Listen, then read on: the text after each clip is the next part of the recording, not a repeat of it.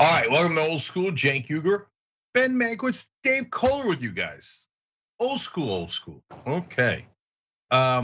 So we got serious topics for you guys. We got light topics for you guys. As usual on Old School, we don't really want to do the serious topics, but obviously the shooting happened in Buffalo. This is kind of a combination of two. I'm gonna get to avocados in a second, overrated or not. Okay, so don't hang in there. Of course, by the way, brought to you, speaking of food, brought to you by Too Strong Coffee, toostrongcoffee.com/TYT. They were out of stock for a while because of Biden's shortage of supply chain issues. Okay, but now we're back. So hurry up and rush out and get more coffee before we run out of stock again. toostrongcoffee.com/TYT, best coffee in the world.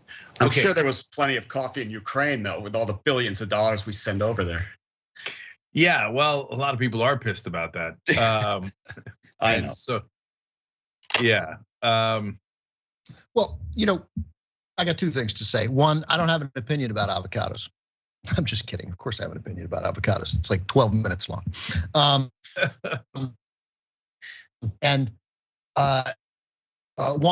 Nobody ran out of coffee when Trump was president. I just had more coffee than I knew what to do with. And secondly, I get it. People are pissed off about Ukraine, but they're missing the point. The point is we shouldn't be pissed off about money being sent to Ukraine. Of course, we should send the money to Ukraine, or to some extent. Yeah, I got it. I trust literally everyone who's ever dealt in foreign policy in their life that we should probably be funding Ukraine. But it's a sign that this panic that we go into when we want to fund other things is just made up, right? Because if we want to find $40 billion, guess what? It's right there. We have it. That's only 100% correct. In fact, it's inarguably correct. And that is why nobody wants to talk about that. So in fact, some right wingers did exactly what we said they would do on TYT because we know politics, right? And so we said, Biden had the $10 billion COVID relief package and a $40 billion Ukraine relief package, and he wanted to pass them together. Here we go again with the coupling and the decoupling. And the Republicans said, hell no, we're not gonna help Americans, you idiot. But the $40 billion is going to a defense contractor, so that's approved instantly, right? And Biden, as always, because he's incredibly weak, pathetically weak, was like, okay, let's decouple, we don't forget Americans.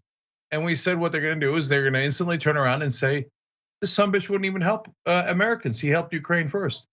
Exactly what Rand Paul said in his speech on the Senate floor, exactly what Fox News said the day afterwards, okay, Jesse Waters. So, of course, guys, honestly, you've been told this mythology your whole life that people in power know what they're doing. They don't. Democratic leaders are idiots. If we can figure out they were going to be criticized for agreeing with the Republicans in exactly the way that we said, how come they can't figure it out? Well, but let me ask you this. So, I don't disagree with you. It's just that, what's the other part? Another part of that is, so what Rand Paul and Fox News say? I mean, they're going to say it no matter what the circumstances are. So, and if you couldn't pass the bill, and then you don't fund Ukraine either. I mean, that's obviously the other hand. Nope. So it's a great question, Ben. All right. I mean, I disagree with you ahead of time, but go ahead. Okay. Yeah.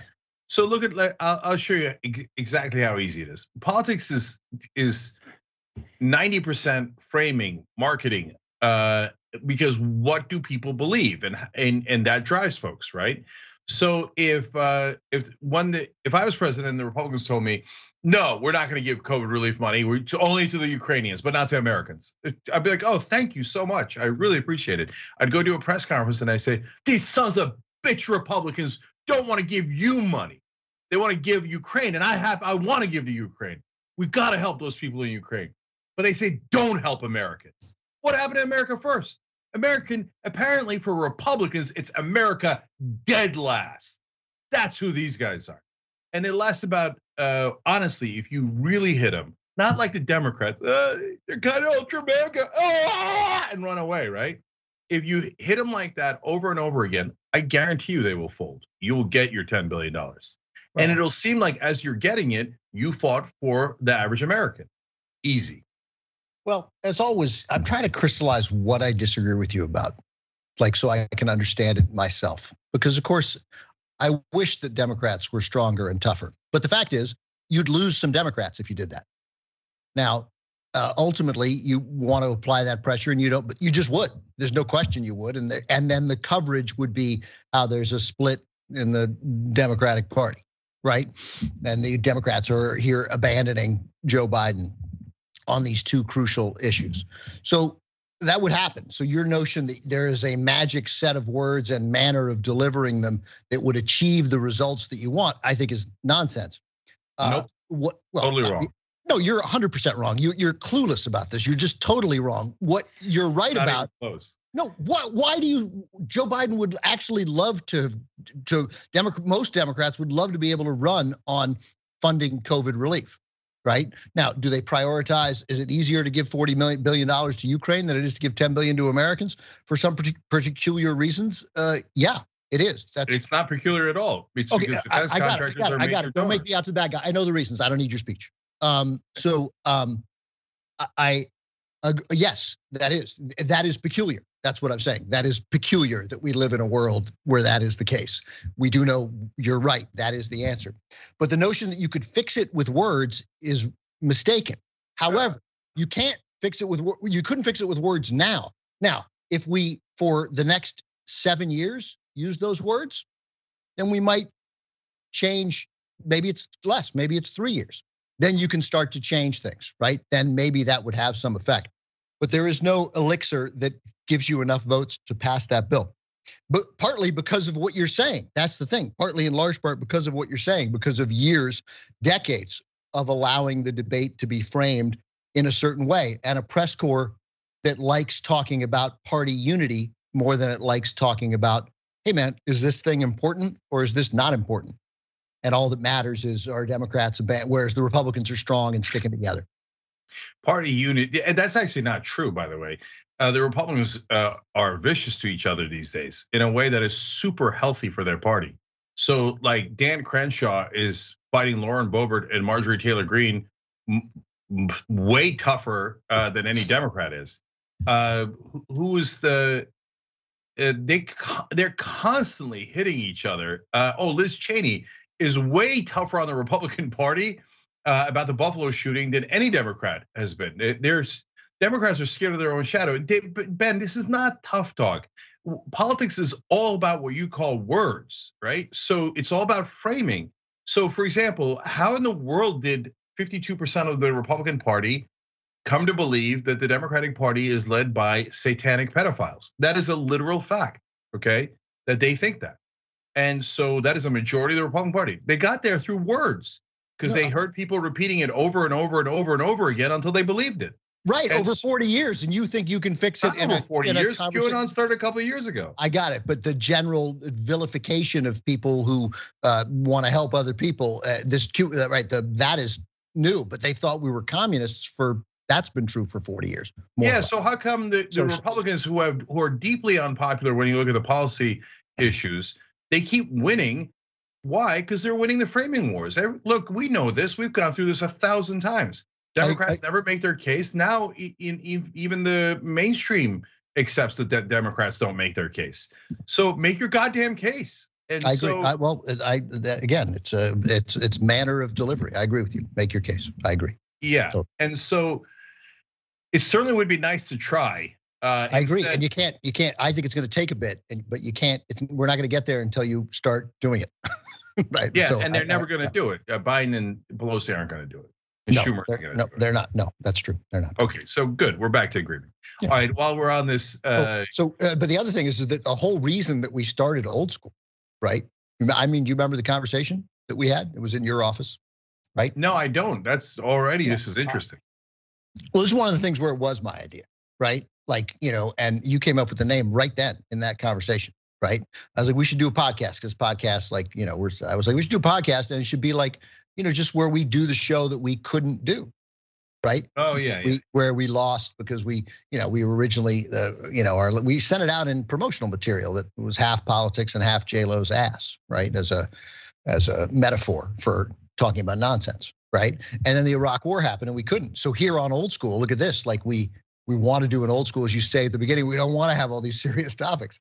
That was literally what did away with the original version of vision of the Young Turks, was that the world went crazy, right? And we couldn't talk about the nonsense. And now that bleeds even into old school, which was designed just to do at least some bit of the original marching orders of the program. All right, let me bring Dave into this and change topics completely. I'm not even going to get into the other serious topic. So, Dave, there's been many versions of Young Turks over the last 20 years. And we're about to have our 20th birthday party soon. So, which version is your favorite? Well, I think you've asked me this question on every old school that I've ever appeared on, and I give the same answer. It's the one that Ben was roughly alluding to, the very early TYT on radio, which was half serious, half not serious. And it's a music. So Ben explained the reason why old school was created. Roughly that same reasoning is the reason the postgame show was created. Slightly different, but more or less the same. To get away from the restrictions and to free up and to speak out, or to do a show the way you wanted to do. So it's funny that we have to create these variants to get back to the original, but that happens a lot in life. But the answer is the old school TYT, the first couple of years on radio. Yeah, and now this is ironic because now Young Turks is going back to covering more cultural issues. Like today in the post game, we talked about this TikToker that started this trend of explaining how great it is not to have kids, and women who made the choice not to have kids. And it actually related to that was Jordan Peterson's story. He said that it's Sports Illustrated having a plus size model on their cover was authoritarian. Okay, by whom I'm not exactly sure. That's the right wing's version of an intellectual. I bet Kevin Sorbo has a super interesting take on that. I'm gonna go try and find it. I'm sure he does.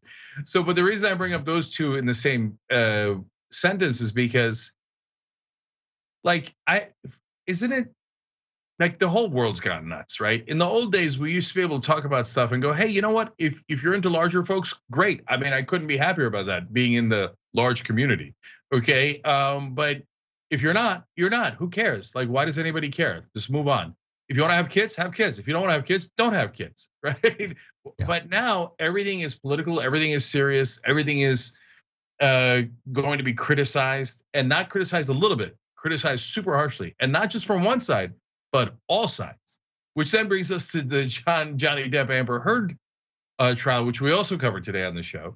And I'm bracing for impact, but I don't know. We've gotten criticized so many times by the left, the right, the middle, that maybe they're tired of it. But I feel like covering that trial is it's just waiting to get canceled, but by both sides. Yeah. It's I've stayed away from it. Only that I'm just stunned that Johnny Depp thought that all of this and the earlier suit in England, in Britain, that these were good ideas, right? This was that's what's and I don't know if this will get you canceled, but I did laugh at Chris Rock's line, right? Which was believe all women except Amber Heard. Which is Oh no, we just laughed. Oh god damn it, there it goes. But it's so sensitive. Like in this conversation here, Jang, you haven't really taken a stand on anything. But even that could get you canceled. Because why didn't you take a stand? Yeah. I'm not taking a stand because I don't know what's going on. But I know that it's doing great damage to both of them. Except it is, of course, keeping them in the headlines. Right, and it's become so seemingly funny, right? As evidenced by Chris Rock feeling comfortable with a joke. Howard Stern talks about it every day.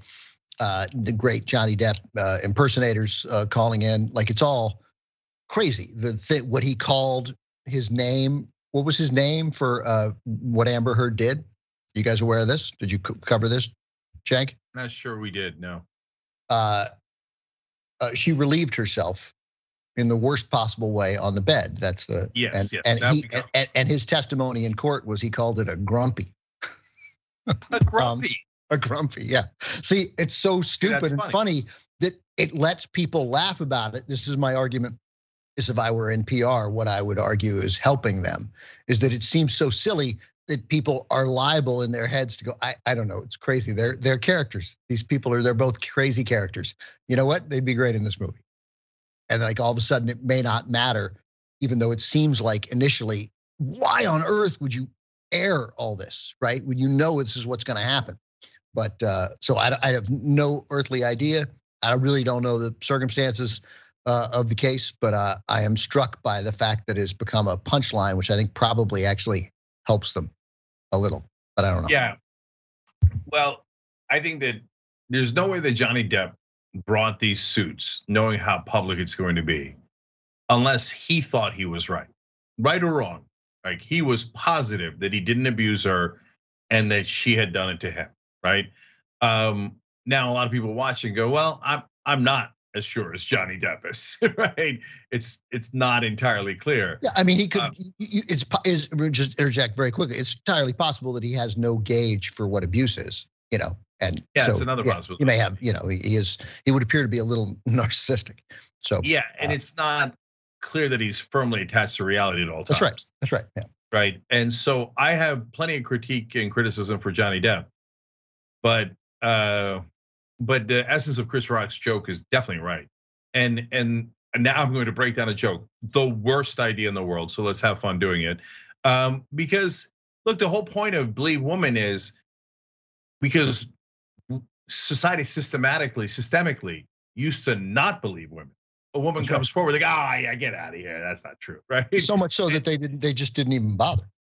Yeah, and so Believe Women means believe them in general, hear them out. It doesn't mean every single woman is telling the truth. It's like Black Lives Matter means Black Lives Matter also. It doesn't mean only Black Lives Matter, right? And so, by the way, these slogans could use some help. If you have to clarify this much, maybe your framing isn't great. But no, you do not have to believe every woman. And there are a lot of reasons not to believe Amber Heard. So I guess in general, there are reasons not to believe people all the time because they're people, right? And so, but in general, of course, that idea of believe all women is right, and it's gotten us far. Like it's changed things dramatically, and that's good. But I'll just add about because before we dismiss with the show, like I like romanticizing, as Dave does, the original version of the Young Turks, but part of the success story of the Young Turks is adaptability. So, like, it had to change. I mean, and if it had stayed the same, you wouldn't have become the significant voice that you became in the progressive community. It had to change. So part of the Young Turks' success is being able to shift with the times, grow, progress, and so progress. So that said, I still like romanticizing it, but that show left for a reason. It had to. Yeah, well, that's actually a great way of putting it, Ben, and I think that's right. But Dave, can I get an admission from you that you used to say, and we've talked about this on previous Old Schools too, but that I just listened to the liberal blogosphere, people like Glenn Greenwald. Can I get a mission accomplished on that? That is not happening anymore. No, on that specific point, well, that is not happening anymore. It was not Glenn Greenwald after all. It was the ideas that he wrote about for a brief period for a few years that you and all of us agreed with. Okay, let me ask you guys something, because you guys are classic liberals, and I don't mean in the Dave Rubin way. I mean in the actual way. And so Glenn Greenwald, at the very beginning of his career, took on a defendant. He was not a court-appointed lawyer, and he took over for Dershowitz. Actually, Alan Dershowitz was representing this guy, and then the guy ran out of money, and so he needed a new lawyer, and Glenn volunteered. The guy's name is Matthew Hale, and he's a neo-Nazi and the creator of the White Church, and I forget the exact titles of it, but and I think that in the old days, classic liberals would have been like, "Hey, attaboy, that's what our system is. Needs lawyers, and lawyers need to even defend Nazis, right?" And so that would have been non-controversial. But given the prevalence of Nazis these days, it hasn't turned out that well for us, and the rising fascism, etc. But most importantly, given that he was not a court-appointed lawyer, that he chose to do that, I'll put it this way. I'll look back and go, no, he shouldn't have done that. No, I know he can do that. I know we're not supposed to shame lawyers for that, but I think he wanted to be famous and he thought, oh, being a Jewish lawyer representing a Nazi, that's like a good headline. And it turns out those guys have wreaked great havoc in society.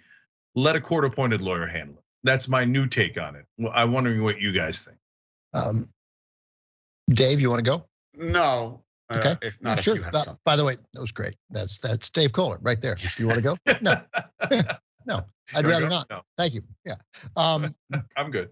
So I don't know all the details of it, but let's abstractly remove ourselves from it and presume, yeah, he could have had a court-appointed lawyer. He should have a court-appointed lawyer. That court-appointed lawyer is duty-bound, ethically bound to do everything he can to defend his client, no matter how awful the guy is. And if he doesn't, he should be disbarred, right? But that said, most of them will. I'm in awe generally of public defenders, right? Who, I mean, they are talk about an uneven playing field. There is no more uneven playing field than when a public defender in general goes up against any prosecutor. Resources, everything, right?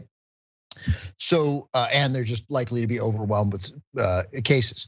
But to choose to do it, now there might be a reason to choose to do it because you feel like this particular set of circumstances that this guy's freedom of speech is being, that there's a societal move to shut someone up and deny their ability to assemble or to voice hateful things. And I could see where you might think, no, this is important to me. So there's a circumstance where it matters. And where I think you could say like, no, I don't want him to have a public defender. This is an important case. You know, the Nazis need to be able to march in Skokie, right? So that ACLU took that case. They were right to take that case, right? They didn't have to, but I think they were right to. So this is a little bit different, but I could see a circumstance where it's justified. You are applying, I think, what we know about Glenn now, right? I don't know him. I'm using his first name. I've never met him in my life, but you've met him, right, Jack? Oh yeah, yeah, a bunch of times, yeah. So, yeah, knowing what we know about him now, yeah, I'd be willing to revisit his motives, no question. But in general, it might be noble. I mean, you are defending a Nazi when you don't have to, so you should always probably keep that in the back of your mind. Yeah. Yeah, I mean, it depends so much on the circumstances. I also do not know anything about that case, and there's no need to go into now. But what the ACLU did for the Nazis in Skokie, Illinois, that's legendary to this day. That set the principle in America that even the hateful people have a right to free speech. Okay, so the principle has been set. You don't have to go and defend every single freaking Nazi out there every time he wants to do something. That's the quote of the day. You don't have to defend every freaking Nazi. Right. Yeah. And so, okay. Because at some point, you end up just being a guy who defends Nazis. Yeah. So I read this great blog post, what I think was a great blog post from Peter Mellman. Peter Mellman was number 3 guy at Seinfeld, and he's been on the show a couple of times. He's not a shy guy about his opinions. He's got controversial opinions about like life, like about old school topics like avocados, and that could get him canceled in different ways and stuff too. But in this case, he was doing the canceling because he was talking about, Ben, you're very familiar with this. We've talked about this many times too. Is it good for the Jews, right? Sure, and he was talking about shanda to the goyim, okay? Shanda meaning shame, and goyim is the non-Jews, right? Christians, etc. And how people like Stephen Miller are shanda to the goyim, and he wrote in a really smart and hilarious way. That's why I liked it. And so today Ben Shapiro is saying the Great Replacement theory is bad. It's not mainstream Republican.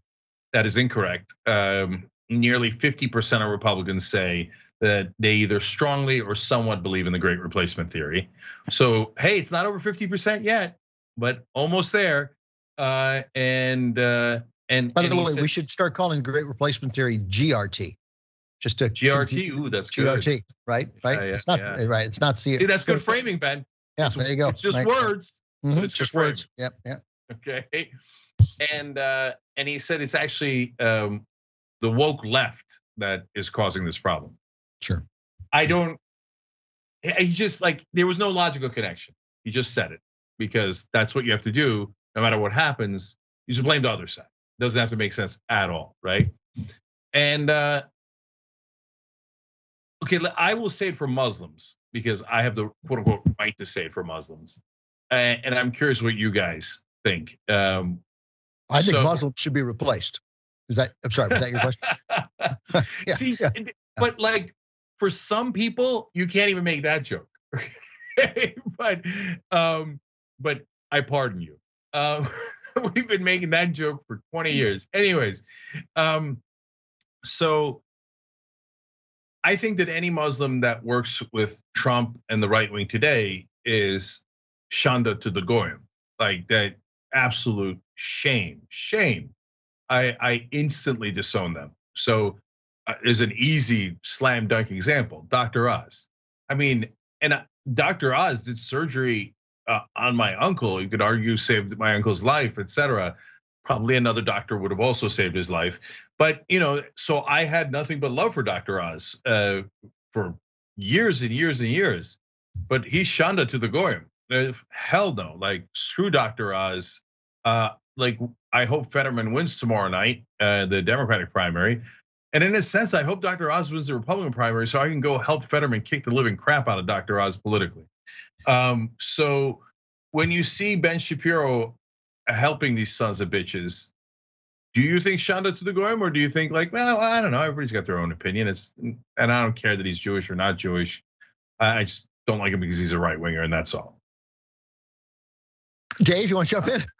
Yeah, let me try to jump in. Fortunately, I don't listen to everything Ben Shapiro says. I think Stephen Miller is a much better example of shame. I don't know what's shanda to the goyim. It's shame to the Jews that Stephen Miller. Shanda to the goyim it means essentially shame to the Jews. I mean, okay. It means we're showing our shame to the goyim.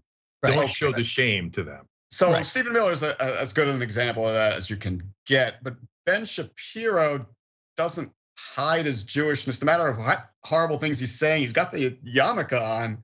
So I think in this narrow area of is it shameful to the Jews, I think Ben Shapiro's, that's not his worst quality.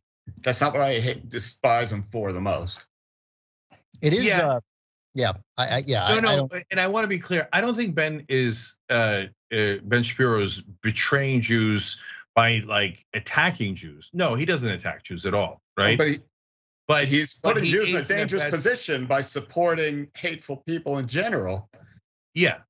So he aids and abets the anti-Semitic leanings of the right wing, presumably without meaning to. He doesn't want to aid and abet that, but by aiding and abetting the right wing, that's what he's doing. If you ask Dr. Oz, hey, do you agree with Trump's call in 2016 to ban all Muslims from the country, given that you're a Muslim immigrant, he would tell you no. Then if you tell him, would you like to help Trump re-win the presidency, he'll tell you yes. And then that's when I'll say, okay, then you can kiss my Turkish ass. I hate you forever. Yeah, so Cenk, you talked when we were having that our little discussion at the beginning about politics and what sort of how Democrats should behave, and you were like, politics is words, and of course politics is words. It's also a lot of other things. But one thing that it is it's really, I mean, it's not really anything.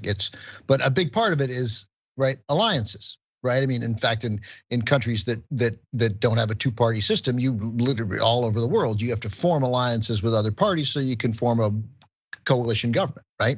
When your party doesn't get 50% of the legislature. So, but it's also little alliances. And that also requires you not just to be driven solely by issues. And you and I had this discussion back in the long time ago when we first met, and you were a Republican, right? And I don't suggest that this had anything to do with you no longer becoming a Republican. That feels pretty inevitable. But like, if Strom Thurmond's in your party, you have to reject him. Jesse Helms, you have to reject them, right? And sometimes that means voting against your interests to hurt them, right? In big ways, right? So, I mean, Mitt Romney can talk all he wants, and I know, great. Our bar is so low that a guy who voted for one of the 2 articles for impeachment is being treated as a hero, right?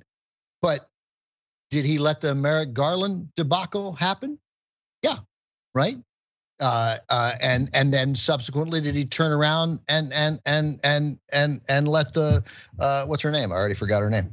Who's the news? Just not the Amy Coney Barrett. Amy Coney Barrett. And did he then let the Amy Coney Barrett thing happen? Yeah, he let them both happen, right? If you really think it's wrong, then you say no. I'm not permitting this to happen. I'm doing everything I can. I am not going to support Mitch McConnell in denying Merrick Garland a vote. Maybe he'd lose anyway. I mean, it's Democrats. I'm sure we'd have lost anyway. But that you take that stand, and then you don't vote for Amy Coney Barrett, and you explain why. And you go, look, she supports the things that I'm likely to support. I'd like to see Roe versus Wade repealed. I think she's going to do that. But we can't let this stand. We shouldn't have denied Merrick Garland. But if we've done that, I certainly can't with 9 days while people have already voted, right? I can't stand here and that's what you do. That's what a courageous politician actually does. So it would be great if Ben sort of stood up and recognized that. I don't know what's in his head. I have no idea. I don't care. I still can't believe the guy's a broadcaster. But that's what you do. That's what courageous people do, and it means that you take some heat for it. But you get into politics, and if you're good at it, people are like, "Well, I didn't like when Mitt Romney did that," but man, he's a principled guy. Yeah, that's it. But I don't think anybody's gonna say that. There's so many problems with our politics now, but like back when I was a Republican, I had no problems, no qualms, no hesitations in saying, yeah, I hate Jesse Helms and Strom Thurmond. Yeah, that's right. You didn't. Right? No hesitation. And so why is that so hard? But now, for the Democrats, that's like the biggest sacrilege in the world is criticizing a fellow Democrat. Like in Washington, you will be shredded, absolutely pulverized if you strongly criticize another Democrat. And in the Republicans, now I'm going to sound like you, with one exception. If they're Bernie Sanders, of course, if they're progressive, or Ilhan Omar, right. But I mean, if they're progressives are the standard exception. That's right. You can say vicious, totally untrue things about them, and that's totally okay. Now, and among the Republicans, no, they're fighting, like I said earlier, like Boebert's fighting Crenshaw, and they're fighting in ways sometimes it's hard to track, right?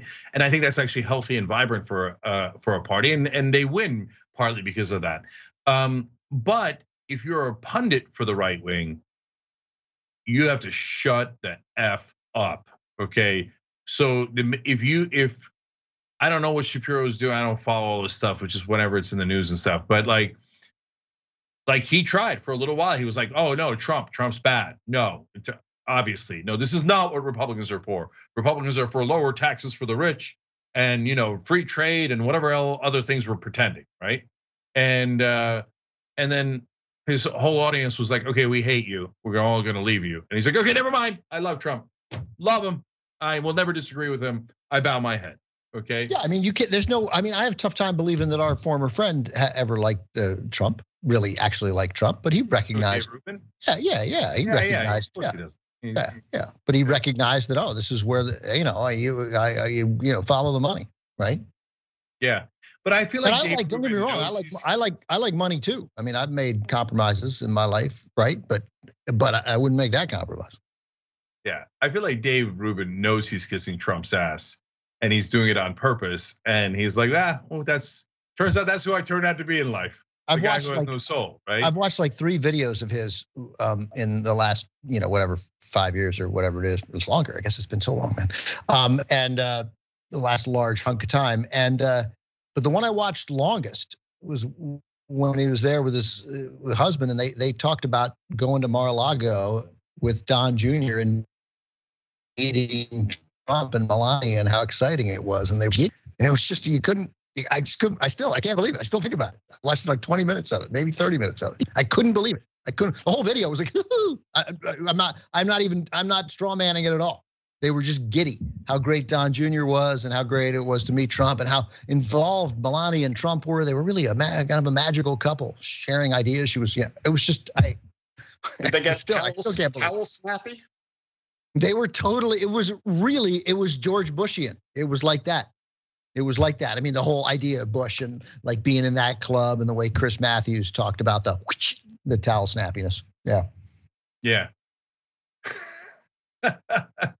That's an awesome old school reference, Dave, with Chris Matthews being towel snappy with George W. Bush. But I think Ben Shapiro gets himself to believe it. Who knows? Maybe Dave Rubin did too. But all right, I'm done psychoanalyzing them. I don't care. Well, it's a little easier. Dave Rubin and Ben Shapiro are part of a pretty large group of observant Jews or serious Jews who support the Republicans and Bush and Trump. You know, Sheldon Adelson was their captain for so many years. So it's nothing unusual to them. They're in a fairly large-sized group that's doing this. That whole group revolts me. Sure. Oh, okay, yeah, then good enough. Yeah, that whole group totally, utterly revolts me. Yeah. And I know I'm not allowed to say it, but I just said it. They're revolting. Don't help goddamn fascists. It's not a hard rule, okay? Not at all hard, and it affects all of us. All right, I'm gonna move on to avocados, but I'm gonna read a couple comments first. Biden flavored corn pop from the member section says, "Damn, day on time. Got my too strong coffee last few ounces before my next shipment comes in. Thank God they got more in, LOL. I love that. Thank you for the pop. Thank you for the plug. Biden flavored corn pop. Yes. Anyway, toostrongcoffee.com/TYT. Okay. Give money to progressive causes and get the best tasting coffee. Okay.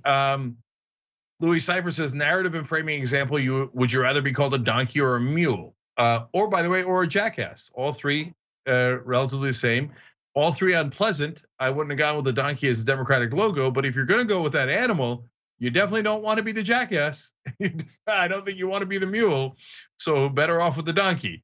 I see mules as tough, and I almost like mule better.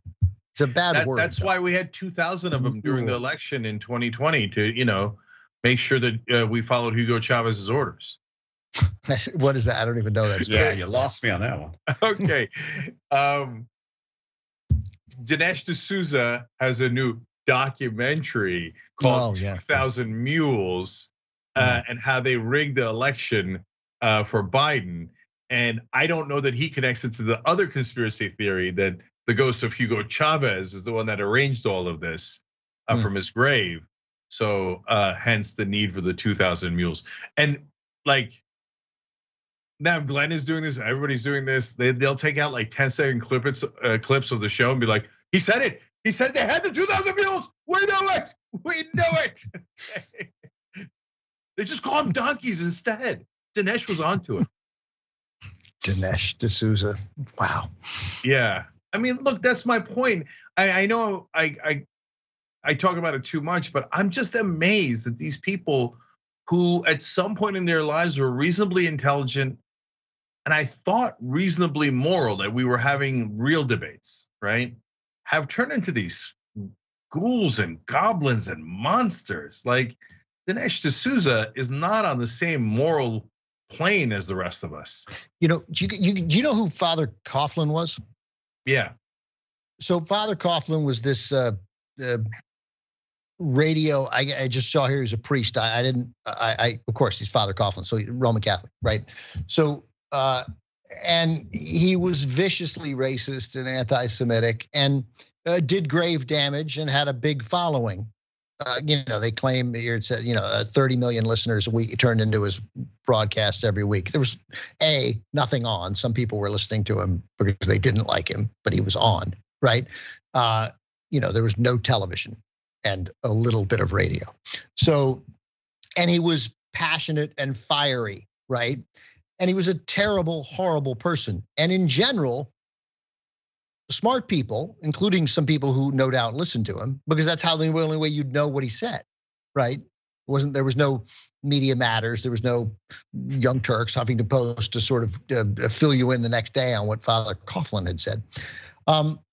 He was just known to be a snake oil salesman, right? And a charlatan, and he was eventually exposed as such, right? Because he went too far.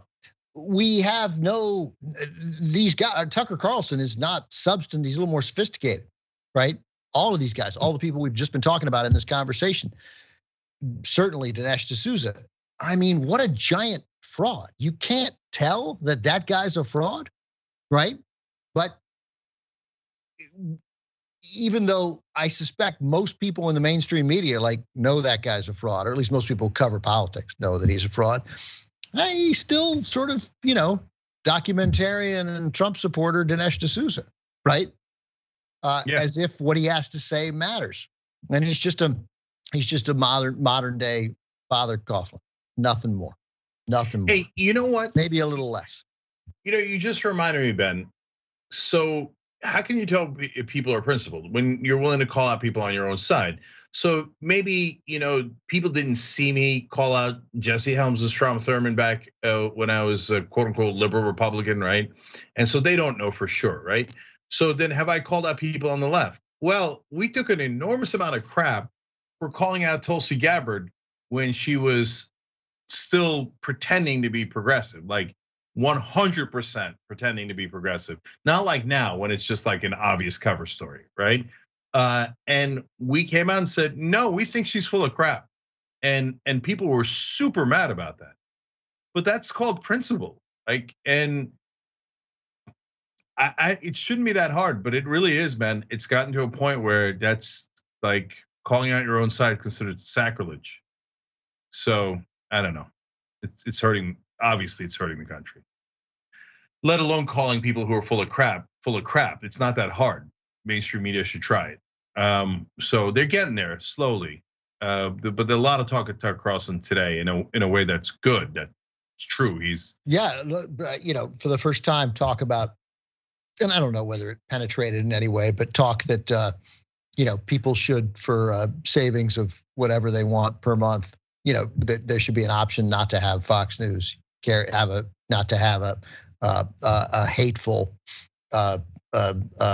propaganda network dealing misinformation on your cable service, that you should be able to stop that. Yeah, that's a great point. Look, I don't have cable package anymore, but if I hadn't cut the cord, I wouldn't want my $4 a month going to Fox News. I don't want to help fascists, and so I don't know how they are going to do that from a business point of view, but that's not about. I think they're not. The point is not so much that it happens. The point is there's, at least as you say, that we're talking about it, that it should happen, right?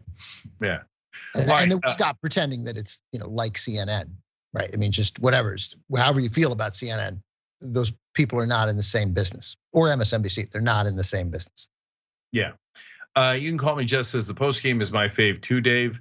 Never Monday band, just subscribed on Twitch. Northern Ice Dragon says, I feel like Dave needs to be turning his head back and forth like a tennis match, maybe refereeing. That was in the beginning when we didn't let Dave talk for about 5 minutes. Metal Kitty Mom said, Ben coming in hot. Atomic Ann said, this is the TYT that I love. Ben making Cenk think harder about his points. Trust me, I've already thought a lot about it. I wasn't coming in hard. I wasn't hard. I wasn't mad. Hot. I wasn't hot, or I wasn't hard or hot. But anyway. Okay. Atomic Ann wrote in again saying, blogosphere. Wow, that's an old school term. Cenk is one of the few people you should know that I don't take his feelings into account when we start talking about stuff, and that's obviously that it's a compliment. It's gonna be fine. I don't think. I mean, I suppose one day there'll be. Maybe we've already had one. One day we'll have some argument where we have to, or heated discussion where afterwards we have to have a conversation, make sure everything's cool. But it would literally take that long to have the conversation. Be like, hey, sorry about that fight. You would say I got a little exercise. I'm sorry. I would say, yeah, I wasn't really listening. Whatever. I'd be like, all right, want to get dinner? Mm-hmm. It doesn't take. So anyway, I was not hot. I sort of thought it would be fun to jump in there and say, I don't need your speech. Like I knew as I saying that, it was, oh, I like this. I'm going to use this again. Okay. Last couple of guys here. Just shout outs to Girl Gun and Melissa Anderson Collins for joining. They just hit the join button below on YouTube. We appreciate it. Members make the show possible. So for everyone else, tyt.com/join, that's how you join. There's a whole second old school episode that's coming up in 5 minutes where we might actually talk about avocados. Not might, we will. I really want to ask you guys. But before we get there, I do want to deliver a little bit on the title of this video. And so this was a weird question. So Dave, I'll start with you. How do you think? Okay, and it comes from an interesting, different source too. So the other day on Twitter, Chelsea Manning said nothing political. She said like she realized that like half the people, and it's not just a loose way of talking. We don't know what the percentages are, obviously, but half the people talk to themselves, like as they're thinking something through or making a decision. They talk to themselves, and the other half don't talk to themselves at all, right? Or 80-20 or whatever the numbers are. And then that got me curious because everybody thinks differently, but we almost never talk about how we think. So no one really knows.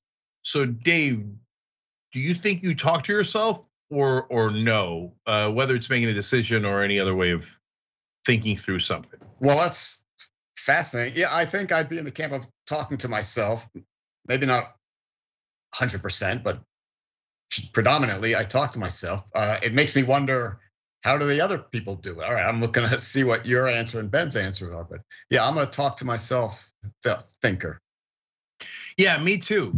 And so I'm super curious about the other side. And we might go 3-0 here, and I don't know, but man, I talk to myself a decent amount. In fact, Zephyr, when he was shooting me for a project that we were doing, he had me mic'd all day for long periods of time, and he's like, brother, you literally mumble to yourself as you're thinking something through, okay? And I was like, yeah, I bet that's totally true. And then since then, I've noticed, and that's normally considered crazy, by the way. And it is not at all crazy. A lot of people do it that way. So Ben, how about you? Yeah, no, I talk to myself all the time, not just to talk through ideas. I just talk to myself all the time. Well, now I'm thinking, then what does Chelsea Manning know that the rest of us don't know? How does she know that there's a group that doesn't talk to themselves? Well, I think that she referenced her friends who don't, and or I forget if it was her or her friends, but like as soon as I saw that, I couldn't stop thinking about it, and hence talking to myself about it. But like, if you're not having a conversation in a sense with yourself, yeah, I'm with you, Dave. I don't know how it works. How would you think through something? Like, is it just abstract thoughts? Abstract, I get, but that's a different kind of thinking. I don't like abstract thoughts. I don't do that. I don't do that. I just like talk things through. I imagine scenarios. Sometimes I mean, some of it's daydreaming, but I'm a verbal daydreamer. My wife will come in often and she'd be like, who are you talking to? What's going on? I mean, I'm not 10 times a year. She'll be like, what's happening in here? Yeah, and we might be a skewed sample size here because Dave's not exactly a talk show host, but the Ben and I are in essence, right? And so we might be more solidly in the camp of people who talk, period, and hence wind up talking to ourselves more as well. But I don't know, maybe write in, guys. I'm curious, like if people think in other ways, and then we got to go now. But I want to continue this a little bit because I'm curious how long it takes for you guys to make a decision. How do you think about it, et cetera? But we got to go. Everybody join us on the other side, tyt.com/join. And these days, when you join, you're also can participate in the Blue Apron Food for Thought trivia, right? And that gets you a $100 gift card for free food, basically. And so another reason to join for membership. If you're on YouTube, just hit the join button below. For the members, we'll be back in a minute.